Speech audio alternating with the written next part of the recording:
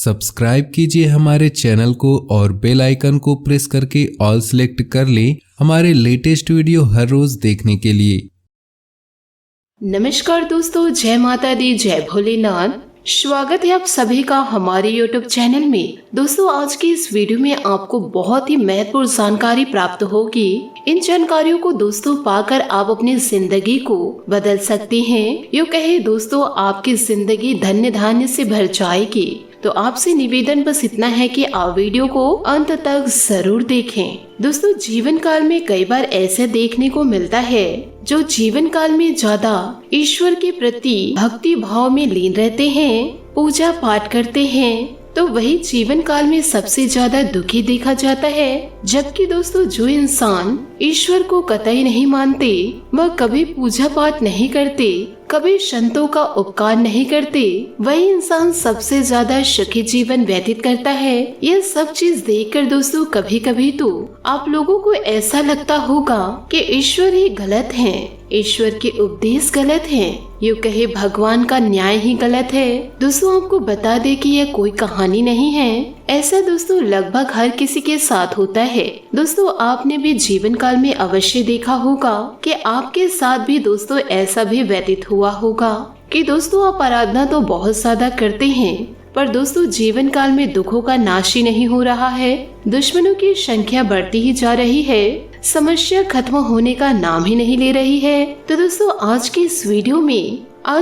Video में हम आप लोगों को इसके पीछे के कारण का रहस्य बताएंगे। भगवान श्री कृष्ण जी ने स्वयं इसका उत्तर दिया है कि आखिर ज्यादा पूजा पाठ करने वाले लोग दुखी और परेशान क्यों रहते हैं। इसका उत्तर दोस्तों भगवान श्री कृष्ण जी ने श्रीमद् भगवत गीता के माध्यम से दोस्तों बड़ी स्पष्टता के साथ बताए गए हैं। तो चलिए दोस्तों वीडियो में आगे बढ़ते हैं। परंतु दोस्तों, यदि आप भगवान भोलेनाथ श्री कृष्ण जी के सच्चे भक्त हैं तो वीडियो को लाइक करना बिल्कुल भी ना भूले। साथ ही दोस्तों कमेंट बॉक्स में भोलेनाथ और कान्हा जी का जयकारा अवश्य लगा दे। दोस्तों, आपको बता दे कि बात द्वापर युग की है, जब भगवान श्री कृष्ण जी और अर्जुन के बीच संवाद हो रहा था। तब अर्जुन ने भगवान श्री कृष्ण जी से पूछा, हे माधव, जो लोग ज्यादा भक्ति भाव में लीन रहते हैं, ज्यादा पूजा पाठ करते हैं, तो वह ज्यादातर दुखी और परेशान क्यों रहते हैं?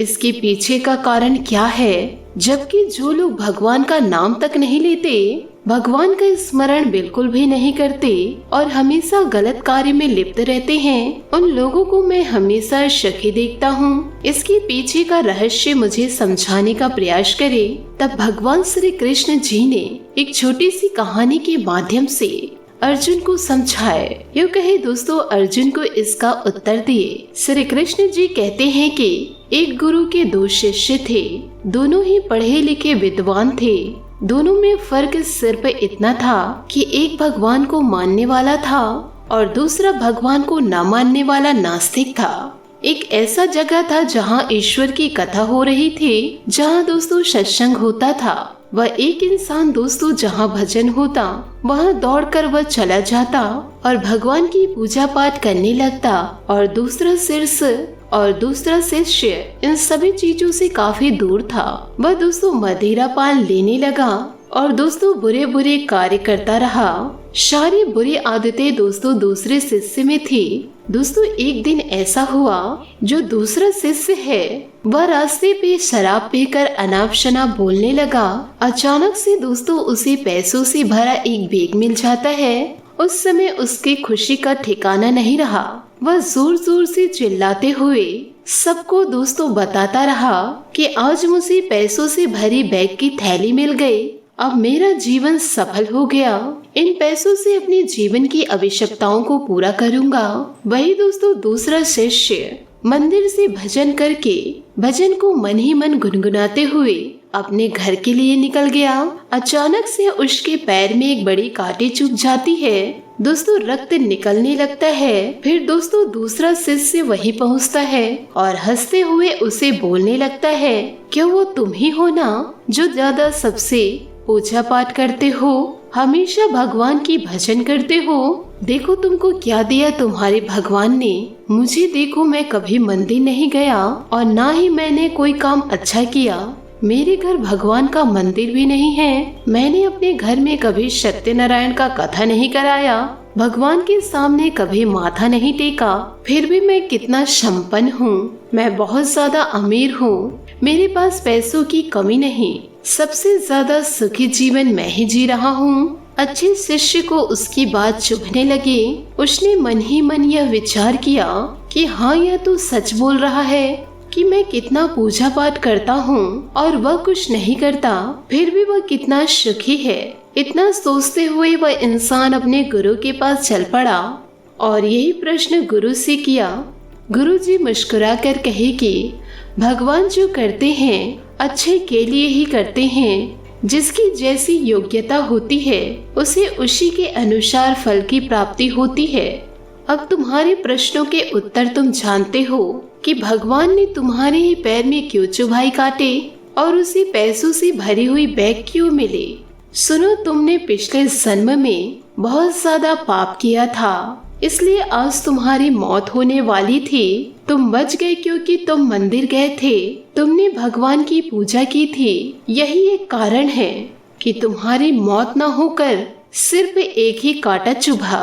अब उस मित्र की बात करते हैं जिसे पैसों से भरा बैग मिला कि पूर्व जन्म में वह एक संत महात्मा थे, इसलिए आज उसकी किस्मत बदलने वाली है। वह करोड़ों की संपत्ति का मालिक बनने वाला था, मगर इस जन्म में उसने कोई ऐसा कार्य नहीं किया, इसलिए उसे पूर्व जन्म के कर्म के अनुसार उसे थोड़े ही पैसे मिले, जबकि वो अरबों की संपत्ति का मालिक बनने वाला था। आप भगवान को दोष देना छोड़ दो, अपने वर्तमान समय का सदुपयोग करो, भविष्य अपने आप ही सुधर जाएगा। इस प्रकार उस शिष्य की आंखें खुल गई और फिर से वह अपने पूजा पाठ में लग गया।